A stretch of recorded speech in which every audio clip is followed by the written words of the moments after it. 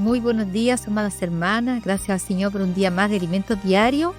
Seguimos disfrutando serie Salía de Edén un río, de nuestro hermano Pedro Dom. Día miércoles, semana 4. Nuestra lectura bíblica, Génesis capítulo 2, versículos de 21 al 25. Mateo capítulo 16, versículo 18. Juan capítulo 1, versículo 14 y versículo 18. Juan capítulo 12, versículo 24. Capítulo 19, versículo 34. Filipenses capítulo 2, versículo 8. Hebreos capítulo 9, versículo 12. Leer con oración. Juan capítulo 12, versículo 24.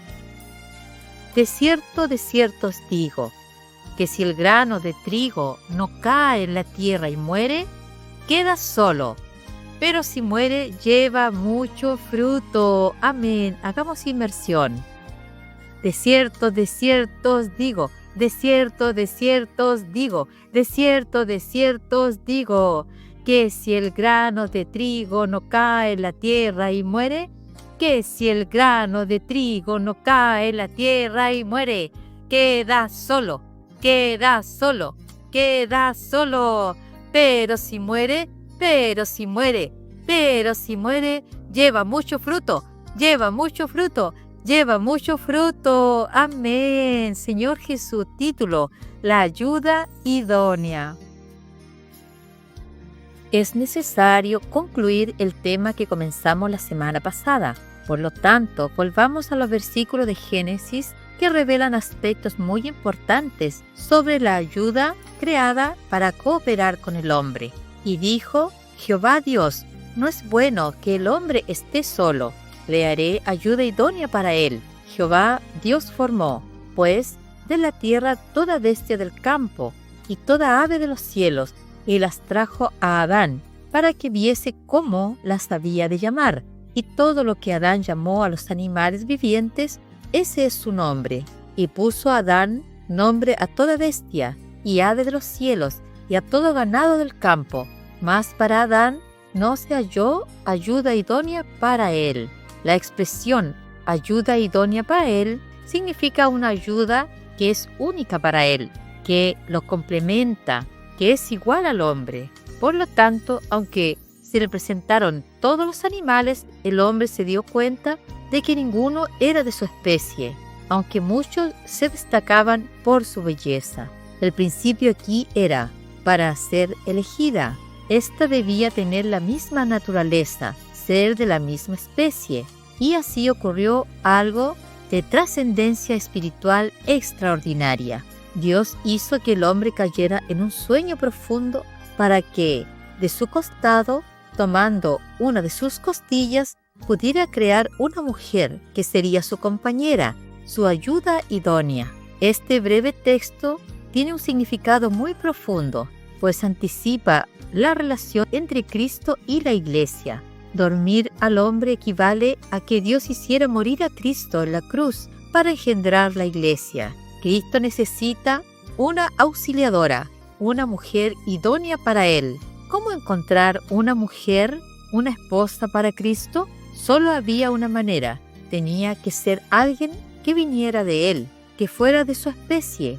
Por lo tanto leemos: y de la costilla que Jehová Dios tomó del hombre, hizo una mujer, y la trajo al hombre.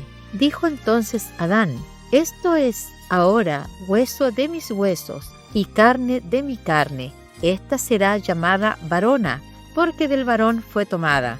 El verbo hacer en este versículo en hebreo significa construir, edificar, y es el mismo verbo usado en el Evangelio de Mateo, cuando Jesús dijo que edificaría su iglesia. En Génesis, Dios usó la costilla y edificó a una mujer.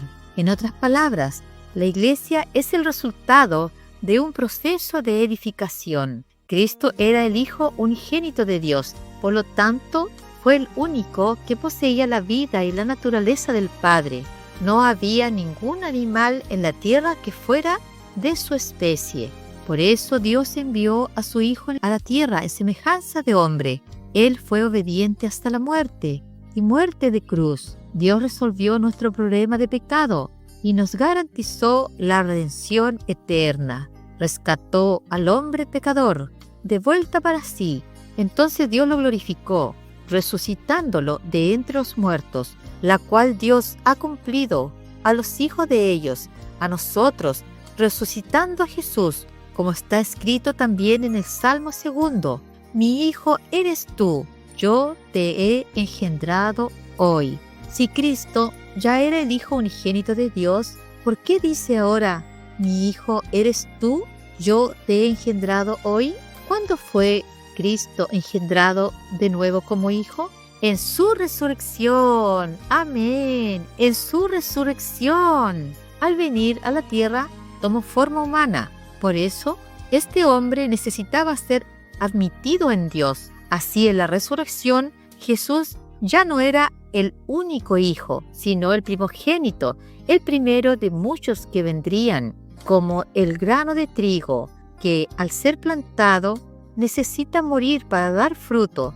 Así ocurrió la resurrección de Jesús, porque Dios ya tenía la intención de engendrar muchos hijos a partir del primogénito. No teníamos la vida de Dios ni participación en su naturaleza, pero cuando Cristo murió en la cruz y resucitó, produciendo muchos granos, todos los que creemos en Jesús recibimos redención. Amén.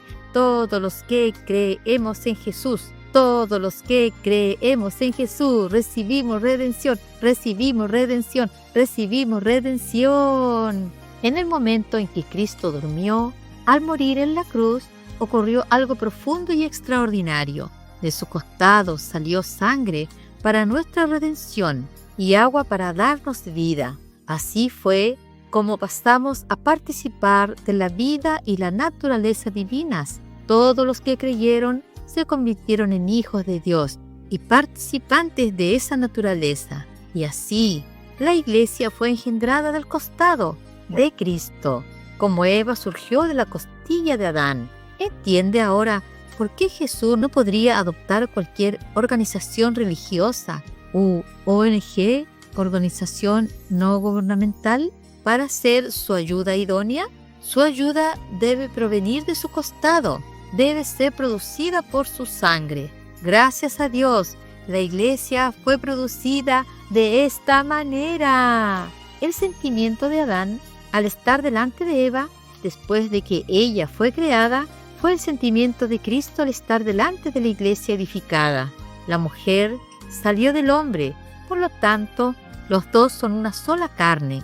Esto es simbólico y nos revela que el hombre y la mujer vuelven a ser una sola unidad, así como Cristo y la Iglesia. En Efesios leemos: maridos, amad a vuestras mujeres, así como Cristo amó a la Iglesia y se entregó a sí mismo por ella, para santificarla, habiéndola purificado en el lavamiento del agua por la palabra, a fin de presentársela a sí mismo una Iglesia gloriosa, que no tuviese mancha, ni arruga, ni cosa semejante, sino que fuese santa y sin mancha. ¿Cómo edifica Dios a la Iglesia? Por la palabra que sale de su boca, que recibimos cada día, cada semana, que nos ha lavado al hacer inmersión ultra refinada en ella. Cuando dormimos, escuchándola, dormir con Dios. Despertamos escuchándola, despertar con Dios.